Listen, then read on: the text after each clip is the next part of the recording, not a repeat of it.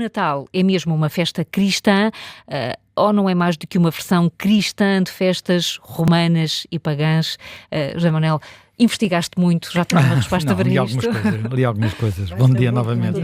Gosta muito do tema. E acho que o tema é bastante interessante. As pessoas muitas vezes têm a ideia de que isto é um tema de alguma forma fechado, e eu próprio, enfim, quando nós aqui há 2 anos fizemos a história da noite de Natal e da origem,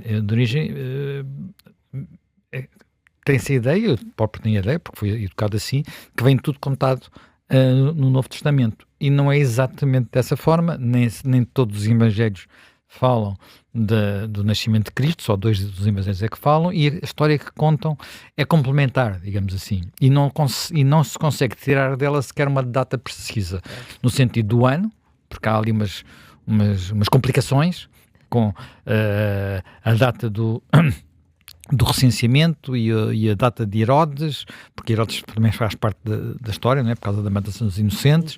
O recenseamento depois não bate certo com a data da morte de Herodes. Enfim, há uma série de complicações, mas independentemente disso, aqui o importante é que no princípio, digamos, quando começou o cristianismo, não é? Quando Paulo de Tarso começou a evangelização, digamos, não havia a ideia de celebrar aniversários. Portanto, sobretudo aniversários de nascimento. Aniversários quaisquer que eles mesmo, sejam. Mesmo dos santos e dos que foram surgindo, não é? Portanto, não havia essa tradição. Aquilo que havia era a tradição forte daquilo que é ainda hoje a festa central do cristianismo, que é a ressurreição, portanto a Páscoa. Até porque a Páscoa em si também era uma festa judaica, com outro sentido, naturalmente, não é o mesmo sentido, mas há aqui digamos, algo que continua sob outra forma, substancialmente diferente, mas que continua. O nascimento, portanto, a natalidade, é algo que surge mais tarde e os primeiros registros desta celebração são já do século III, portanto, ao quarto século, século IV. Primeira vez que aparece 354, o cronógrafo de 354, em que se fala, de facto, está escrito, está registado a existência desta festa. E agora a questão que se coloca muitas vezes é porquê o 25 de dezembro e porque esta celebração? Como eu disse, é difícil saber, inclusivamente, em que mês é que terá ocorrido o nascimento de Jesus Cristo, porque as referências temporais são, no mínimo, equívocas. Por exemplo, fala-se de pastores, e de pastores que estariam a guardar rebanhos ao ar livre. Ora, Jerusalém, e Belém em particular, é um sítio que em dezembro é muito frio, muitas vezes neva. Em Lisboa é raro nevar, mas em Jerusalém nevava com alguma frequência, ainda hoje neva com alguma frequência. Portanto, estariam ao ar livre de que forma? Os rebanhos não deviam estar ao ar livre no inverno, e no inverno duro, relativamente duro, como seria aquele. E isto foi discutido, e ainda hoje é discutido entre os teólogos, se é possível, se não era possível, e era possível existir mesmo no inverno. Porquê? Porque havia vários tipos as ovelhas brancas podem entrar na cidade, as negras não podem, e portanto, como as negras não podem, ficavam cá fora, e se ficavam cá fora era preciso um pastor para as guardar. Portanto, há várias... portanto, isto pode-se debater, o que é que está ou não está, quer dizer, a verdade do Novo Testamento, nesse sentido, mas o ter-se chegado a esta data, 25 de dezembro, tem de facto, não foi um tema pacífico. E até é difícil por uma outra razão que nós muitas vezes não nos recordamos, é que nós hoje seguimos o calendário gregoriano, que foi um acerto de calendário feito no final da Idade Média, Papa Gregório, e que tem a ver com o acerto entre o ano lunar e o ano solar, que não bate completamente certo. Havia uns dias que andavam desfasados, ainda há hoje hoje não sei se haverá muita gente que ainda segue o calendário juliano, que é o anterior. Portanto, mas no princípio do século XX havia, não é? A Revolução de Outubro, a Revolução de Outubro na Rússia, porque portanto, mundo ortodoxo e não mundo que siga a Igreja de Roma, Papa Gregório, o mundo ortodoxo, tinha o outro calendário antigo ainda, a Revolução de Outubro foi em novembro. Nós chamamos de Revolução de Outubro porque era outubro lá, mas cá é novembro, não é? Deste lado é novembro. Houve ali uns dias que se andou para a frente. Primeira complicação. E depois, o próprio calendário juliano é posterior é estabelecido e é fixado já depois da data do nascimento de Cristo. E os calendários anteriores a esses também são calendários mais depressa lunares do que solares, como é o caso do calendário judaico. Em muitos aspectos, as festas judaicas são quase todas elas móveis. Não é só, no nosso caso é a Páscoa, mas os outros são fixos, não é? No calendário judaico são todas, é a Páscoa, é o Yom Kippur, é o Hanukkah, tudo tem datas que têm a ver com o calendário lunar e não com datas fixas do calendário solar, que é os 12 meses no ano. Bem, e portanto fazer bater isto tudo certo é uma grande complicação. Eu já uma vez tive, inclusive já estive a tentar fazer isso assim, para datas certas, perceber em que dia, por exemplo, é que aconteceu o dia do Acordo de Zamora, o nascimento no fundo do Reino de Portugal, que é anterior ainda ao Tratado de Zamora. E é difícil chegar ao dia. É difícil chegar lá, precisamente por causa da complicação entre o gregoriano e o juliano e como é que se bate as coisas certas e a referência. Sabe-se que é um Pentecostes. Sim. Mas como é que se... Sabe-se que é um dia de Pentecostes, que é um dia certo. Mas como é que se consegue chegar a esse dia de Pentecostes não é muito evidente. Bem, dito isto, portanto, essa é uma complicação. Depois há, efetivamente, a possibilidade de haver aqui duas influências. Uma influência que tem a ver com festas pré-existentes e outra que tem a ver com um raciocínio de procurar determinar de facto a data do nascimento. E, que é anterior à fixação do 25 de dezembro. Portanto, como já tinha havido discussão, designadamente havia um bispo chamado Hipólito de Roma que trabalhou esse tema e ele vai fazer uma conta que é uma conta que do ponto de vista da lógica de procurar encontrar uma data para o nascimento, faz sentido se considerarmos aquilo que são as referências da época. Que conta é essa? A conta é a seguinte: nós sabemos qual é a data da morte, porque a data da morte está bem, é mais fácil de estabelecer, portanto, a data da morte e depois da ressurreição, porque coincide com a Páscoa judaica. E essa é conhecida, não é? Portanto, coincidindo com a Páscoa judaica, estabelece-se o 25 de março. 25 de março é também a data que na altura seria o equinócio, hoje é 21 de março, equinócio da primavera.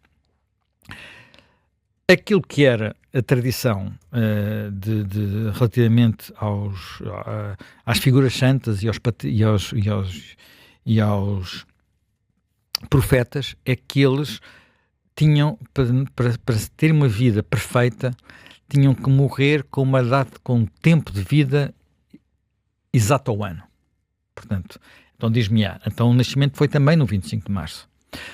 No caso concreto de Jesus Cristo, a data de nascimento no sentido real do significado divino de Jesus Cristo não é a data de nascimento, é a data da concepção.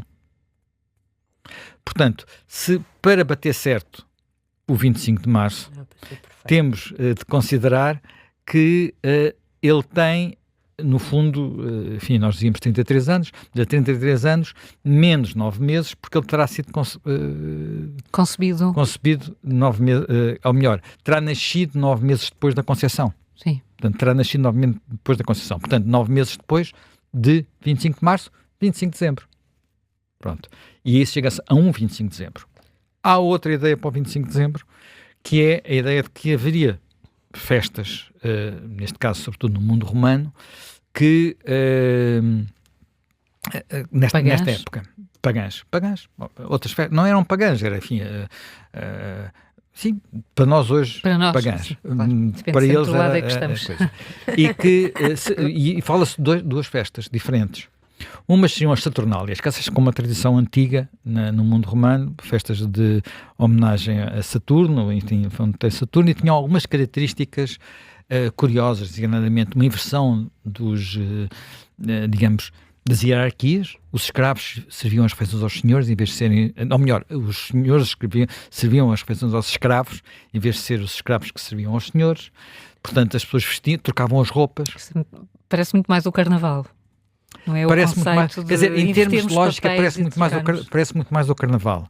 Mas atenção, nós temos imagens, por exemplo, de crianças vestidas de bispos, sim, que dá a ideia também de uma coisa um bocadinho parecida com aquilo que era a Saturnália por esta ocasião. Mas não bate certo, porque aqui é 17, 23 de dezembro, não é? Não bate certo. E há uma outra data que tem a ver com a celebração do Sol Invictus, do Sol Invencível, que surge, que é uma tradição romana já mais tardia, portanto não vem de trás, é uma tradição já do século III, século IV, e que é a celebração de um Sol Invencível, portanto, mas que surge, portanto, de acordo com, enfim, os historiadores, pode ter surgido como uma tentativa de os Césares encontrarem uma divindade que pudesse, de alguma forma, contrabalançar a influência crescente do cristianismo. Porque o cristianismo era perturbante até Constantino, não é? Portanto, até Constantino tinha um lado que era muito perturbante para a lógica dos Césares. É que o César é um deus. Portanto, não podemos admitir uma religião que diz que só há um deus e que não é o César, é outro. Não é? Portanto, é uma religião que sempre, repara, e isto não é só o cristianismo. Quando foi, digamos, a guerra da Judeia, não é? Portanto, quando a destruição do segundo templo, quando há a ocupação, portanto, que é uns anos depois de Jesus Cristo, os judeus são expulsos da terra, aí começa a diáspora, não é? Portanto, isso são expulsos pelos romanos, porque também eles só têm um Deus e não é aquele.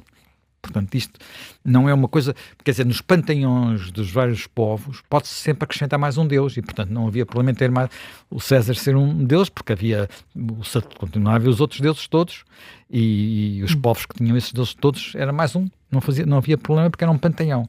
Com as regiões de um Deus só, portanto, isso acabou. Portanto, não é possível haver essa conciliação. Ora bem, e isto vai sujeito a Constantino. Portanto, e essa é 25 de dezembro. Portanto, a celebração do Sol Invicto é efetivamente 25 de dezembro. Portanto, será isto que aconteceu? Bem, é uma fusão destas tradições. Há um texto que eu acho lindíssimo, devo dizer, eu não sei se, por acaso, o texto é de 2006 e em 2006 ele já era Papa. Portanto, do Papa Bento XVI, Joseph Ratzinger, em que ele fala disto. E fala disto de uma forma que eu acho tão interessante que vou ler, ele escrevia muito bem, portanto vou ler um bocadinho desse texto, porque ele o que diz é assim: o mundo em que surgiu a festa do Natal era dominado por um sentimento muito semelhante ao nosso. Repare, ele tem sempre a preocupação da atualidade. Isto é um texto de 2006, tem 20 anos. Era um mundo em que o crepúsculo dos deuses não era um slogan, mas um facto real. Os antigos deuses que se tornaram de repente irreais, não existiam mais, as pessoas não conseguiam mais acreditar naquilo que por gerações tinha dado sentido e estabilidade à vida. Mas o homem não pode viver sem sentido, precisa dele como do pão cotidiano. Assim, com o declínio dos antigos astros, ele teria que procurar novas luzes. Mas onde estavam? Uma corrente bastante difundida oferecia uma alternativa ao culto da luz invicta, do César invicto, da luz do Sol invicto. E essa era, portanto, a 25 de dezembro, situado no centro dos dias do solstício de inverno, e já vamos à celebração, à importância do solstício nisto, deveria ser comemorado como o dia natalício, que retorna a cada ano a luz que se regenera em todos os ocasos, garantia radiosa de que, em todos os ocasos das luzes frágeis, a luz e a expansão do mundo não se extinguem e que de todos os ocasos parte um caminho que leva a um novo começo. E esse caminho é o nascimento em Belém de Jesus. Eu acho que o texto é mais longo, é muito, muito, muito interessante e de alguma forma casa, pelo menos na minha perspectiva, casa as duas tradições. Portanto, o Papa não diz que não houve aqui uma junção de tradições e, no fundo, também diz que isso é normal, quer dizer, é normal naquilo que é a procura de algo mais pelos seres humanos. Portanto, e eu acho que às vezes as pessoas olham para a Igreja de uma forma muito dogmática e o Papa Bento XVI, que era um dogmático no sentido de ser um teólogo com grande... Eu sempre houve uma altura que eu nunca mais me esqueço de alguma coisa que uma vez me foi dita teve agora aqui o patriarca, pelo anterior patriarca, numa entrevista, que era: as pessoas que conhecem muito bem a teologia, como era o caso de Bento XVI, têm mais facilidade em perceber até onde é que podem ir. E eu acho que neste caso ele é um daqueles textos onde ele vai mais longe e diz que não há problema nenhum em haver aqui uma fusão de tradições, que é, no fundo, um bocadinho a leitura deste texto. E aí, na fusão de tradições, há muita centralidade da questão do solstício. E nós sabemos que o solstício, digamos, os momentos de mudança de ciclo do Sol, digamos assim, são momentos que são muito celebrados historicamente, mesmo desde a pré-história. Desde muito, e em muitas coisas diferentes, quer dizer, Stonehenge, não é? O que é Stonehenge? Stonehenge é uma coisa com milhares de anos. Vamos ao Egito e encontramos coisas semelhantes. Vamos à Irlanda, mesmo cá em Portugal, o próprio alinhamento, por exemplo, dos dólmenes e das... em Évora, por exemplo. Em Évora, tudo isso tem a ver com alinhamentos do Sol. E repara, o solstício de inverno é um momento de viragem no ano. Portanto, até ao solstício de inverno, as noites vão-se sendo cada vez mais longas. Portanto, entra-se como se num mundo escuro e depois, de repente, o mundo começa a voltar a ter luz e a abrir-se. Portanto, é o momento em que os dias começam a ser, outra vez, começam a crescer de novo, como nós estamos agora, não é? O solstício foi 22 este ano. Portanto, julgo eu, acho que foi anteontem. Sim, foi domingo. Domingo é 21? Não. 21 ou 22, não sei exatamente. Foi 21. Ele lá é 21 ou 22, ao contrário. 21 a 22. 21 a 22, varia de ano para ano. O equinócio da primavera é que é sempre 20 de março. Esse é que é sempre no mesmo dia. Bem, e portanto, isto correspondia em muitas culturas diferentes, por exemplo, na Europa. Estamos a falar do mundo do hemisfério norte, não é? Portanto, onde que no hemisfério sul é ao contrário, não é? Mas no hemisfério norte e sobretudo mais a norte, onde os dias são às vezes quase não há luz, não é? Portanto, se formos temos praticamente vivendo na escuridão durante a maior parte do tempo. O que justifica que boa parte destas festas pagãs são sobretudo nórdicas. São sobretudo nórdicas, portanto há este retomar. E há aqui várias coisas que são interessantes. Por exemplo, não é um momento de sementeiras nem de colheitas. É um momento em que as pessoas estão com menos recolhimento. E, portanto, há uma vontade, uma necessidade de encontrar pretextos para uma festa, para se comer, para se beber, para se estar junto. E isso tem muito a ver com estes momentos.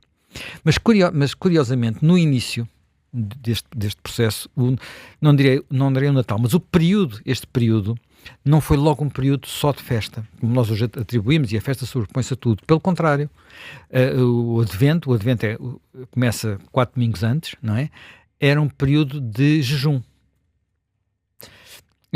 Tal como depois a Quaresma, e tal como a Quaresma, quando houve um período em que o Advento tinha 40 dias, como a Quaresma, eram 6 semanas, depois passou para 4 semanas, como é atualmente, mas repara, se nós formos até às 6 semanas, vamos bater aonde? Na Epifania, no dia 6 de janeiro, dia dos Magos. É aí que vamos bater, se tomarmos desde o princípio do Advento até ao fim. É aí que vai terminar este período. E esse período, em alguns, enfim, mesmo no mundo católico, às vezes o Advento ainda dura 6 semanas, a maior parte dos países é 4 semanas só, e no início era um período, como eu disse, de jejum. O jejum tem enorme tradição nas religiões, pelo menos nas religiões do livro, não é? Portanto, no judaísmo, no cristianismo e no islamismo, não é? Portanto, o Ramadão, todas as pessoas sabem. E eu aqui vou dizer uma coisa que, enfim, está aqui connosco. Quem não sei se vai ficar chocado com aquilo que eu vou dizer, que é assim, eu acho que muitas das coisas que as religiões ensinam e procuram têm a ver com muitas vezes não apenas a ordem social e cultural, mas também comportamentos que são bons para... Saudáveis. São saudáveis. Por exemplo, o não comer carne de porco nas zonas onde o porco rapidamente se estragava, como é o que sucede para os deuses e muçulmanos, não é? Portanto, são regiões mais quentes, faz todo sentido. Tem um fundamento racional.